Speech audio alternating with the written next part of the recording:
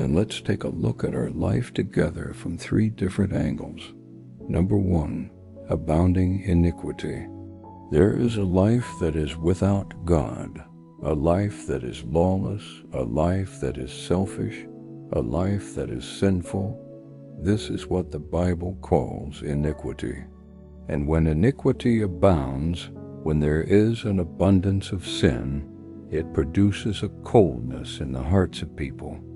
1 John 2:19 says, "They went out from us, but they were not of ours.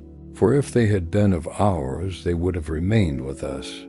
But so that it would be plain to all that none of them all could have come to salvation through him."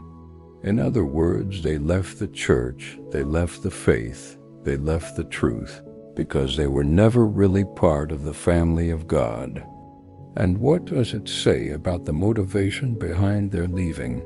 The text says that when iniquity abounded, when sin abounded, when lawlessness abounded, love grew cold.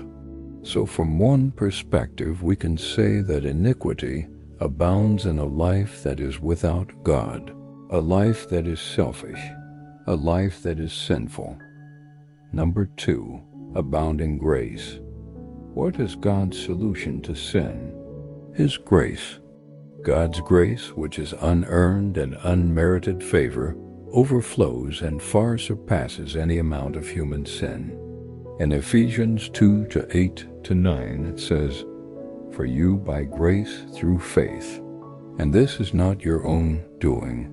It is the gift of God, not a result of works, so that no one may boast." Our salvation is by grace through faith. We can never earn God's favor. We can never buy God's favor. We can never perform our way into God's favor. God's favor is given freely to undeserving people. And how much grace did God pour out on undeserving humanity?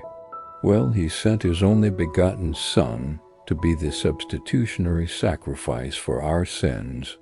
He sent Jesus to die the death that we deserved so that we could receive the life that he has planned and purposed for us. If iniquity abounds, and it does, then how much more does God's grace abound? Grace abounded in the heart of God for humanity, and we see it in the sending of his Son, and we see it in the substitutionary sacrifice of our sins on the cross. So from a second perspective, we can say that grace abounds in God's plan for salvation.